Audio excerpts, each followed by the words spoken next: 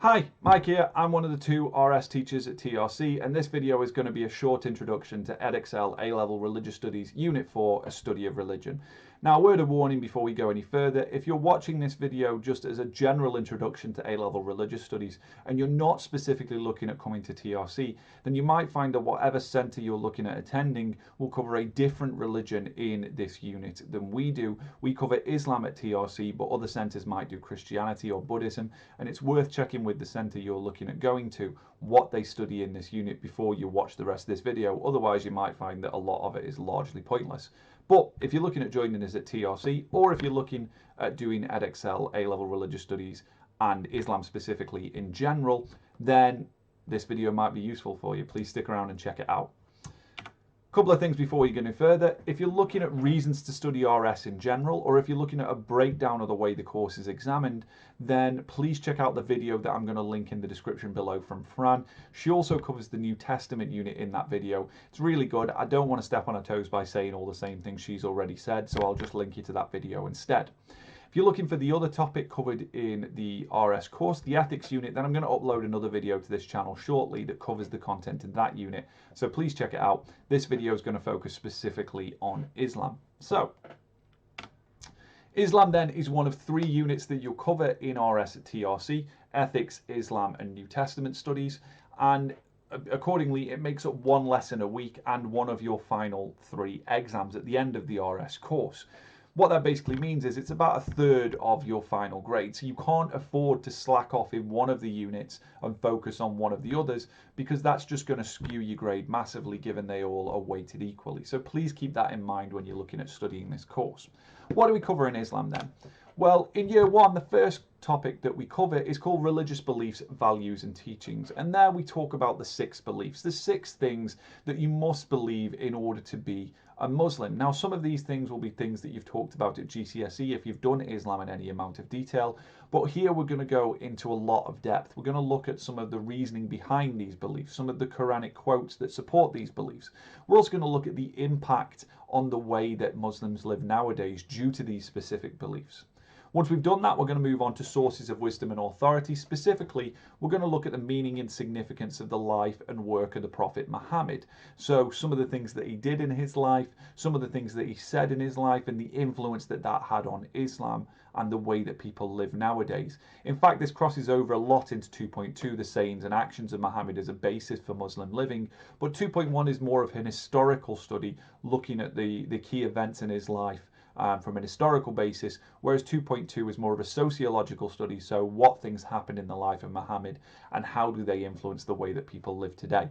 Once we've done those two, we'll move on to 2.3, the interpretation, significance, treatment of and use of the Quran.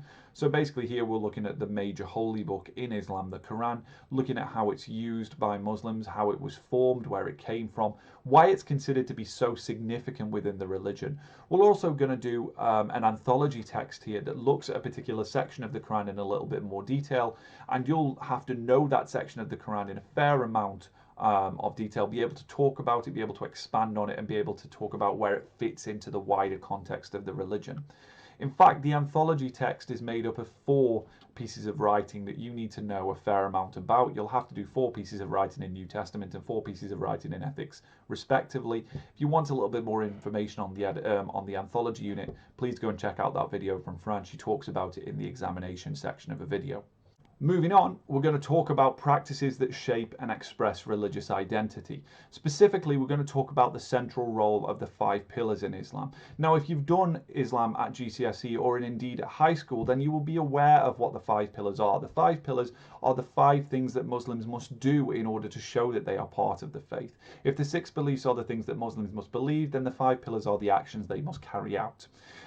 We're also going to look at the Ummah as an expression of religious identity. The Ummah is the religious community, the sense of belonging that surrounds the Islamic faith the world over. We're then going to move on to social and historical developments in Islam. So these are basically the things that have happened since the life of Muhammad that have influenced and impacted the religion for positive and negative reasons. The first of those is the divide between Sunni and Shia Islam, the 2 major branches of the Muslim religion. We're going to look at the reasons that surrounded that divide and some of the differences between those 2 branches of the faith. We're then going to move on to the meaning and importance of the rightly guided caliphs in Islam. Basically, the four people that followed Muhammad as leaders of the faith, and the reasons why they were chosen to be leaders of the faith, some of the controversies that surrounded their choice as leaders of the faith, and some of the positives and negative impacts that they had on the faith as a whole.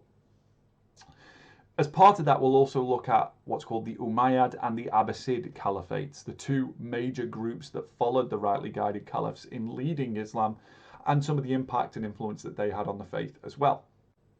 So that'll bring us to the end of year one, but as you can see, the social and historical developments topic is actually quite long and will spread into the start of year two as well. So we'll be carrying on with that, starting with the significance of the martyrdom of Hussein to Shia history. The martyrdom of Hussein is a massive event in Shia history, and it's one of the reasons that the divide between Sunni and Shia Islam became so heated. So we're going to be looking at that event in a little bit of detail and the reason that it had such an impact on the faith. We're then going to move on to the development of rise of Sufism as a movement within existing traditions. Now, Sufism for some Muslims is an entirely different belief system. It's not even part of Islam. But for a lot of Muslims, it is and represents essentially a third branch of the faith. So we're going to look at some of the information there and some of the interesting things about Sufism and why, for some people, it's not necessarily considered part of Islam. We're then going to move on to the relationship between Islam and science. Now, if you know anything about the history of science, you'll know that Islam has had a massive impact on scientific development, particularly in the West. And we're going to look at some of those developments in a little bit of detail on why Islam is so important to the history of science.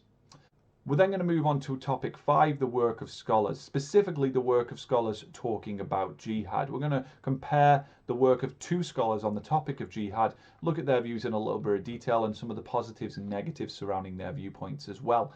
This unit will cover 2 anthology texts, one from each of the scholars, and we'll have to be able to break those down in a little bit of detail so you guys can talk about them in the exam at the end of your second year.